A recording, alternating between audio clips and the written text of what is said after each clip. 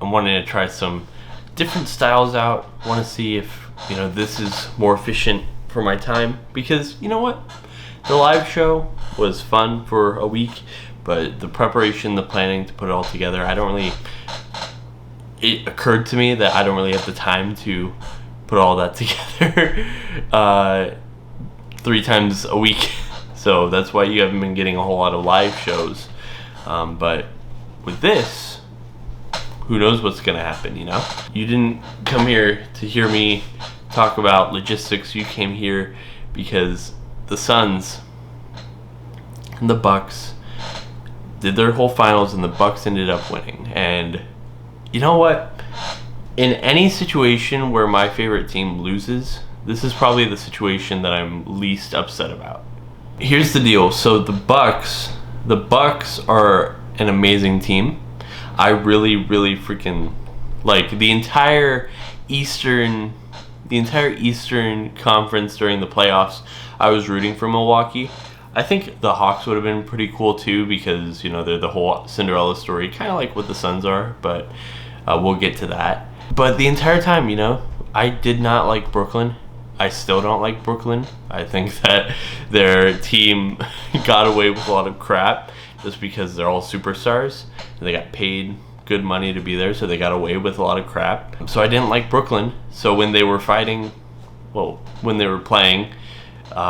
it was very clear to me, okay, I want Milwaukee to win this scenario. Like they were gonna beat the first round. I don't even freaking remember who the first round Milwaukee was playing was. I think probably like the Wizards. No, probably like the Heat.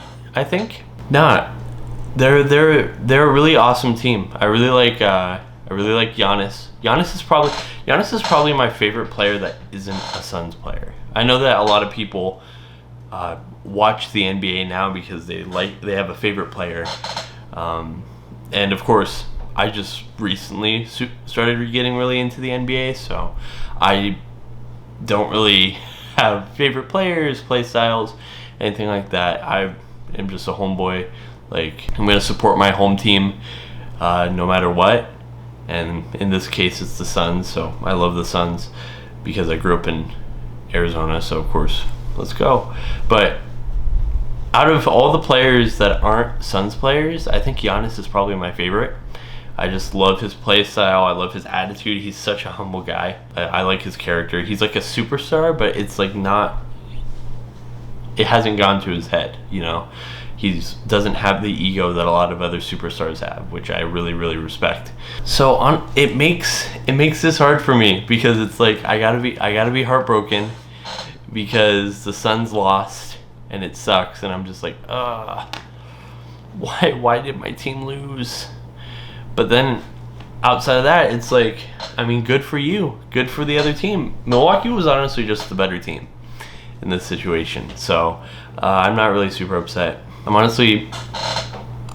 just glad that we got to this position, and the way it looks like, at least Phoenix looks like they're going to be a playoff team for a while, like a team that's consistently in the playoffs. And after freaking 10 years of nothing like that happening, I'm just very satisfied that that's where we're going, instead of even worse and worse and worse. Because Arizona sports, I don't know, man. Like, when was the last time you heard something awesome about Arizona sports? I mean, we have the Cardinals, which almost made the playoffs.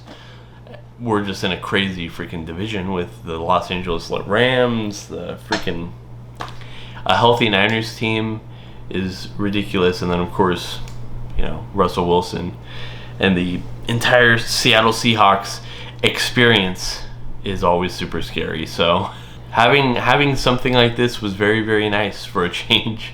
And of course, all credit to Milwaukee. They're super, super experienced, and that's honestly why they won. They may not have gotten to the finals in a while. They may not have won the finals in like 50 years, but they definitely had more experience and they were more prepared for the finals than the Suns were. The Suns are really freaking young. That's honestly the thing that made them lose, is that the Suns are just freaking young, which is completely understandable. I don't know. It's just like that's really it. You have a team that has not, most of them haven't even made the playoffs, and now they're in the freaking finals, and they had all this gas, all this steam, and it just sort of ran out at the end when you needed it most, and it sucks. What are you gonna do though?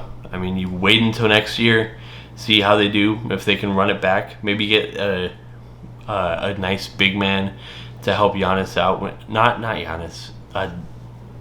Ayton, that's his name. To help Ayton out when he's, not feeling himself, not feeling good, or just needs some time to rest, because he needed freaking rest this series. He did not get any. DeAndre Ayton, when he's off the floor, the Suns are like minus 12 on Giannis. Like he's literally the only person that can like slow down Giannis. He wasn't, and nobody could stop Giannis. That wasn't even a question. But he was the only guy that could really slow him down at certain points. But he didn't get any rest because like Dario Saric was hurt, and Frank Kaminsky is not the answer. I'm sorry. So he just had to stick it out. He just had to keep moving, keep grooving, and well, that's what happens at the end of the day. There isn't really a good way to figure that out outside of just having other big men that can help him. Give him 10 minutes off without feeling like he's letting his team down. I think that's really the deal. He's 22 years old. He's still got a lot of learning to do. Let him have breathing room. Let him have time to develop, and he will. He's already proving to be the right pick for the Suns. Everybody was having questions about him, and should Luka have been going to the Suns? Should Trae Young have been going to the Suns? And honestly, he proved a lot of people wrong, because this playoff run was ridiculously good. I know it's cheesy, and I know that this isn't like, if circumstances were different and they had better teams around them, they would be here. But Ayton was the first one to make it to the finals, so there's that. And yes, it wasn't Ayton going to the finals on his own because he was the best player on his team, which is what would happen if somebody like Luka or Trae Young was there. Like, Trae Young was legitimately dragging his team to the finals.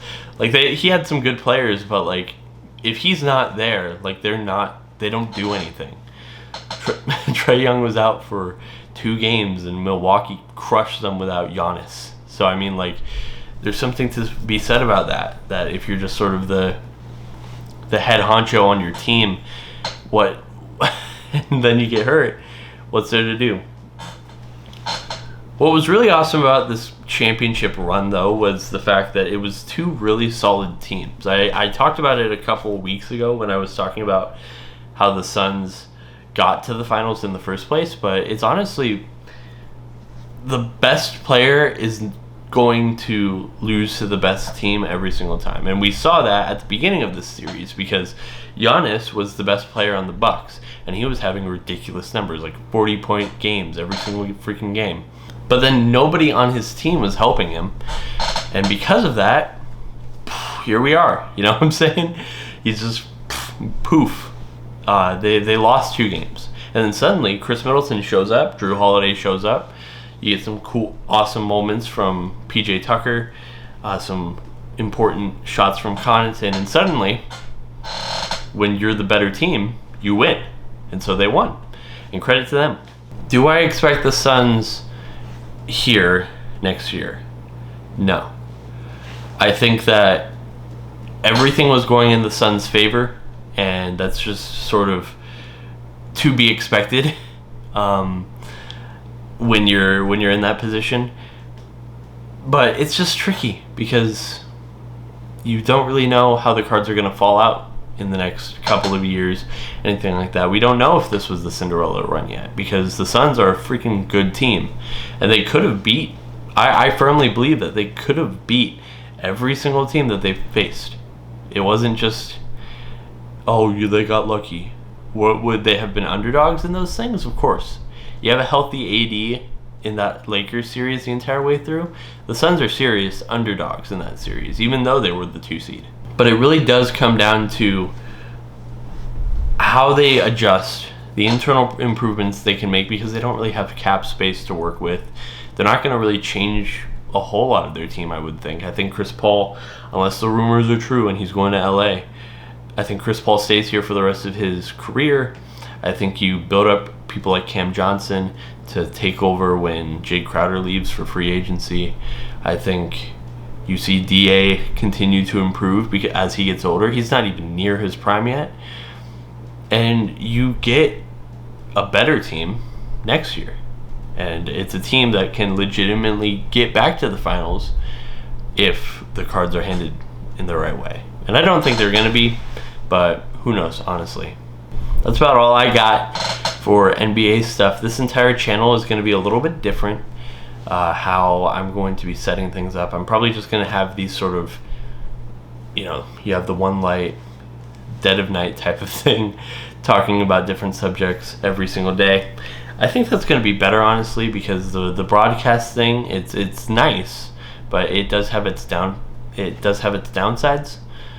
So I definitely like being able to just talk, be able to edit some stuff, make it nice, clean, and consistent to make things look good and be presented in the best way that it can be for you guys, which I really do appreciate. That's about all I got for this video. If you like it, please be sure to subscribe. I really do appreciate it.